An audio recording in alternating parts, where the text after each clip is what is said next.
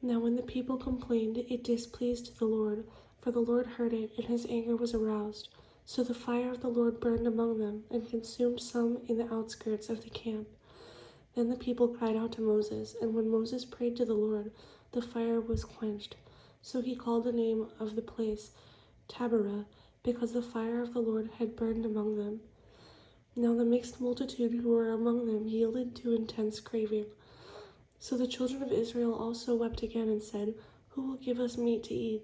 We remember the fish which we ate freely in Egypt, the cucumbers, the melons, the leeks, the onions, and the garlic.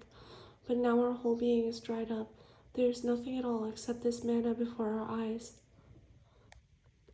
Now the manna was like coriander seed, and its color like the color of bdellium.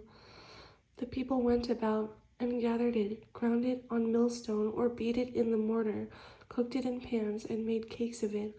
And its taste was like the taste of pastry prepared with oil. And when the dew fell on the camp in the night, the manna fell on it. Then Moses heard the people weeping throughout their families, everyone at the door of his tent, and the anger of the Lord was greatly aroused. Moses also was displeased. So Moses said to the Lord, "Why have you afflicted your servant, and why have I not found favor in your sight, that you have laid the burden of all these people on me? Did I conceive all these people? Did I beget them that you should say to me, 'Carry them in your bosom, as a guardian carries a nursing child, to the land which you swore to their fathers'? Where am I to get meat to give to all these people? For they weep all over me, saying, 'Give us meat that we may eat.' I am not able to bear all these people alone, because the burden is too heavy for me. If you treat me like this, please kill me here and now, if I have found favor in your sight, and do not let me see my wretchedness."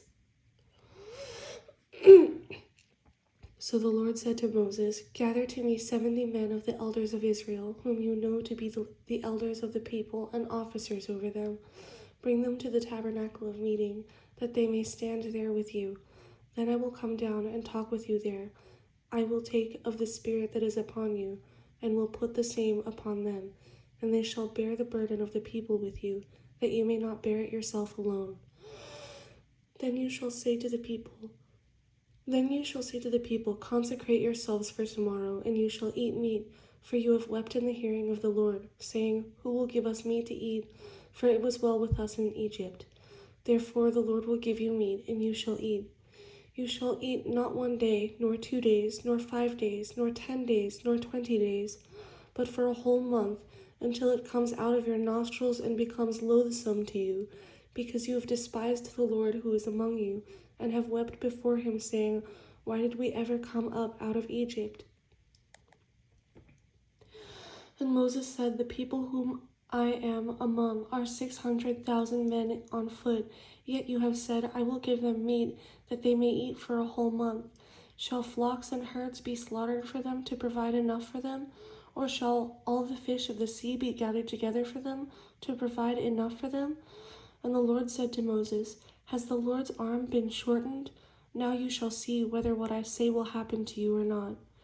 So Moses went out and told the people the words of the Lord, and he gathered the 70 men of the elders of the people, and placed them around the tabernacle. Then the Lord came down in the cloud and spoke to him, and took of the Spirit that was upon him, and placed the same upon the 70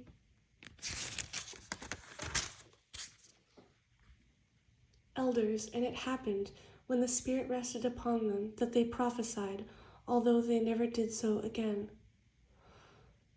But two men had remained in the camp. The name of one was Eldad, and the name of the other Medad, and the Spirit rested upon them. Now they were among those listed, but who had not gone out of the tabernacle. But who had not gone out to the tabernacle. Yet they prophesied in the camp. And a young man ran and told Moses and said, "Eldad and Medad are prophesying in the camp." So Joshua the son of Nun, Moses' assistant, one of his choice men, answered and said, "Moses, my lord, forbid them." Then Moses said to him, "Are you zealous for my sake? Oh, that all the Lord's people were prophets, and that the Lord would put his Spirit upon them." And Moses returned to the camp, he and the elders of Israel.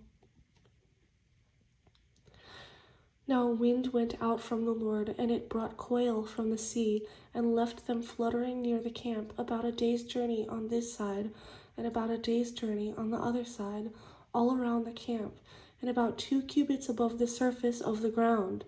And the people stayed up all that day, all night, and all the next day, and gathered the quail. He who gathered least gathered 10 homers, and they spread them out for themselves all around the camp. But while the meat was still between their teeth, before it was chewed, the wrath of the Lord was aroused against the people, and the Lord struck the people with a very great plague. So he called the name of that place Kibroth Hattava, because they buried the people who had yielded to craving. From Kibroth Hattava, the people moved to Hazeroth, and camped at Hazeroth.